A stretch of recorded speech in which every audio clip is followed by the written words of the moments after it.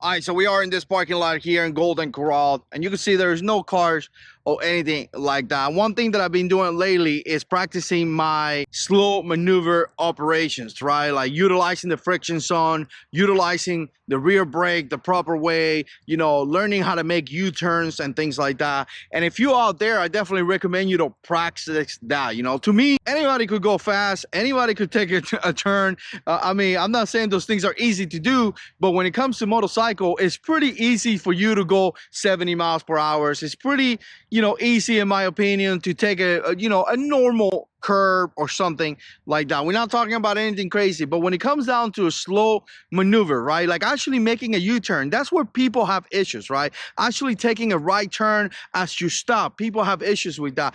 Actually getting a bike like the Road Glide that I got right here that weighs, I don't know, 800 pounds and make a little circle. People have issues with that. And the thing that you got to understand is that you got to understand how to use the friction zone, how to properly use the rear brake, and how to properly use all those things. Now, let me tell you something. I'm not an expert by no means. I'm not a teacher. I'm not anything.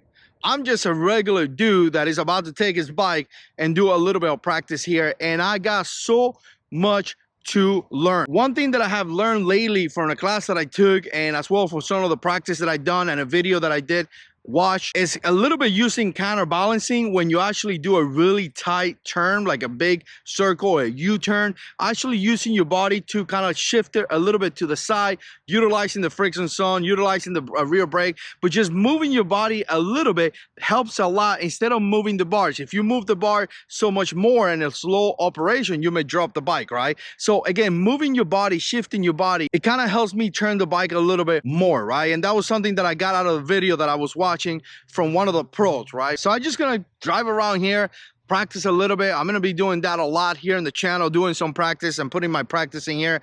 Again, I'm gonna pull my mistakes, I'm gonna put my good ones. I don't care. I just want to encourage somebody out there to go and find a parking lot and practice as well. And if you could go with a friend, even better, because in case you drop the bike or something like that, obviously you're gonna have help. And also, if you could take a class, even better.